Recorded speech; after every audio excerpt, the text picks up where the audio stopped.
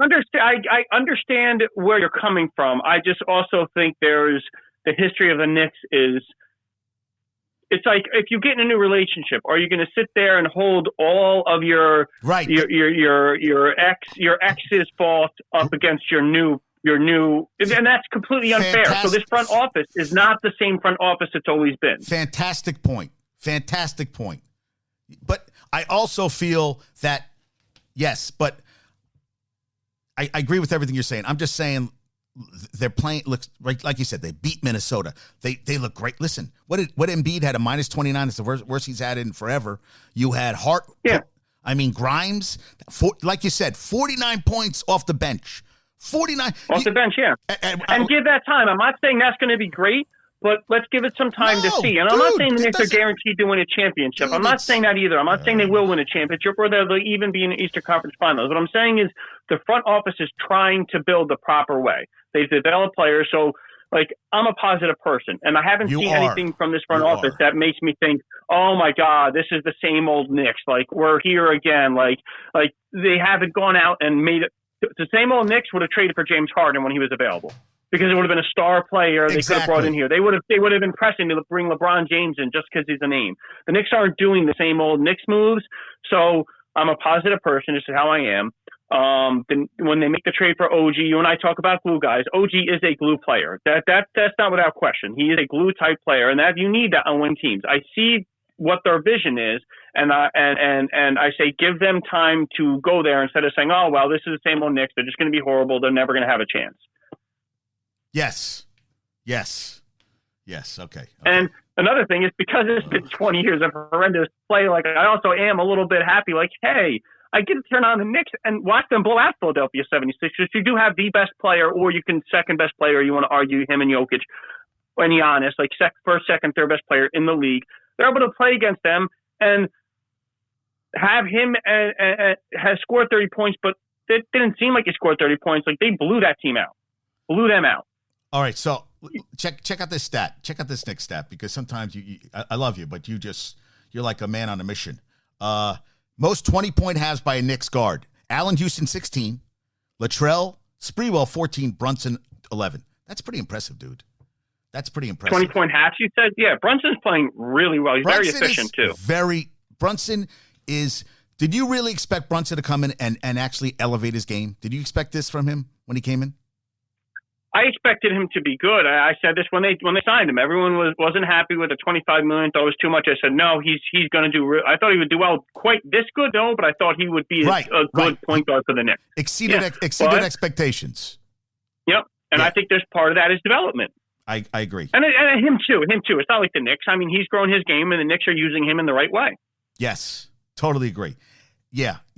And you saw the Nets were up 20, scored 75 in the first half yesterday. I'm like, it must have been something in the water because both teams, I was like, holy shit, man. I was like, wow. If the Knicks didn't score a single point in the third quarter, they would have been trailing by 1 heading into the fourth. Yeah, that was the Nets' highest scoring game. And yeah. Isn't it crazy? Okay, so this I thought was interesting. So you heard about the Chris Paul fractured his wrist, so he's going to be out indefinitely, but they still might try to move him. That's a surprise. Yeah, I know. He's hurt all the time. But that they might try to trade him because teams can use that money to try to they clear cap money, all that crap. But Steve Kerr said something interesting. This is in Balls in Life. Steve Kerr said, I played for 15 years, and all 15 I was frustrated with my playing time because I guess Kuminga is complaining about playing time. He goes, this is how it works. I thought that was an interesting tell. What player is happy if he's not starting? You think anybody? Look at Quickly.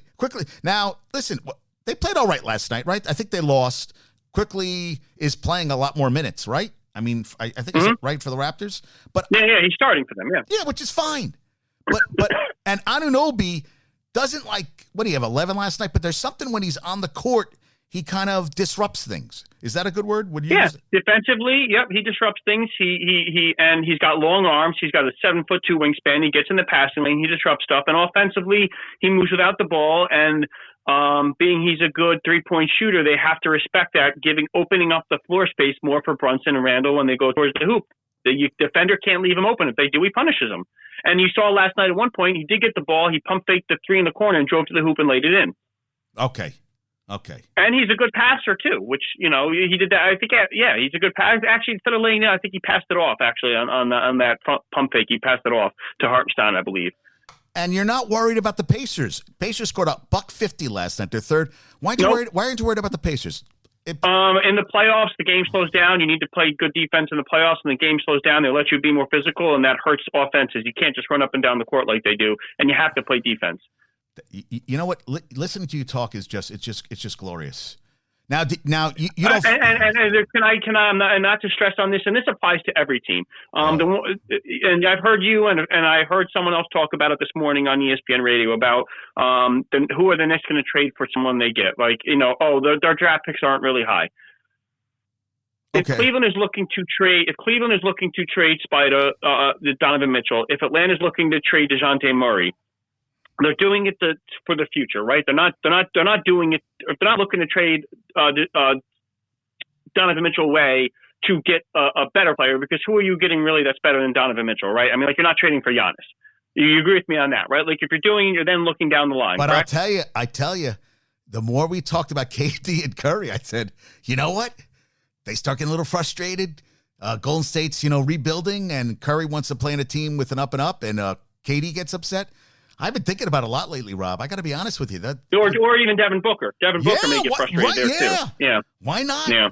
But yeah. That happens all the time. There is not an off season or a trade deadline. Maybe some trade deadlines, but almost every single off season. You can name last year. I'm going to look at Drew Holiday moved, Damian Lillard moved, Kristaps Porzingis moved, James Harden moved. Now I know James Harden. I'm not saying him, but I'm saying star level players move all the time in the NBA. But now, let's say Donovan Mitchell. Cleveland wants to trade him. They want to get future picks, right? Picks or players or something like that, correct? That's their idea, right? That's going to help them down the line. Yes. Correct? If you're trading Donovan Mitchell, you're not doing it to get a better player than Mitchell, because none of those guys are probably are swapping. You're not swapping a Giannis for Donovan Mitchell or something like that. So Cleveland's looking to trade Donovan Mitchell. Let's say they are. Okay. If the team is trying to take Donovan Mitchell, Detroit Pistons aren't trying to add Donovan Mitchell, right, and giving up draft picks. It doesn't make sense for them. Correct? The team is okay.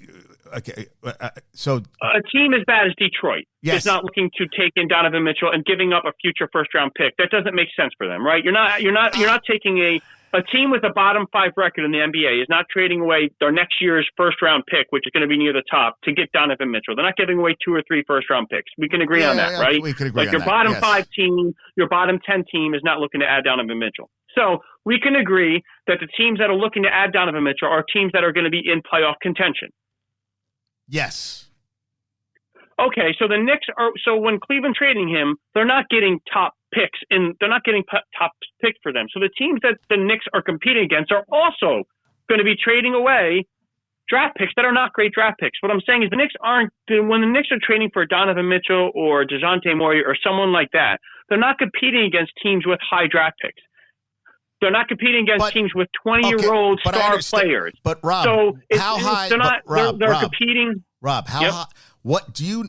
I don't have this in front of me. What range are we talking with these picks that the Knicks have? They're not top 10. They have Dallas and Mavericks picks. They have next year. They're going to have their own and Dallas Mavericks picks. And moving forward, next year. Dallas Mavericks. Yeah, Dallas Mavericks and their own, and they have a Milwaukee second-round pick, which won't be good. Right. And then moving on, the year after, they have a few picks. It's all their own and other teams that are good. But so it's any team trading for Donovan Mitchell, right? It's higher picks though. It's not top 10 picks. So sometimes you're trying to diamond in the rough. Correct, but who is trading for Donovan Mitchell that's going to give up a top 10 pick? You know what? Nobody. Yeah, probably not. Yeah, I mean, right. You're right. But also, it's who they're competing against to bring him in. That's the thing. They're only going to have to give up picks that they're competing against with. Rob, mm-hmm. the Cavs want players. That's what we always talk about. What assets do the Knicks have to give up? What are you giving up for Donovan Mitchell? That's what I want to talk about. Okay, that's kind of what I'm getting at. Any team that's trading. So let's say Milwaukee wants to add him, right? Okay. Let's just say Milwaukee as a team. No, I want to talk about the Knicks. They're not trading Damian Lillard for him. They're not trading Giannis for him. Yeah, but I'm talking about the Knicks. I'm talking about the Knicks. I don't give a shit about the Bucks. What are the Knicks giving up to get Donovan Mitchell besides draft picks? What are they giving up, dude? And that's the thing. And I'm not trying I'm really trying to. I'm asking you a serious question here. What assets? That's what we're talking. Aaron was saying. What assets do you want? What do you want? What are you willing to give up? What are you willing to give up? You're not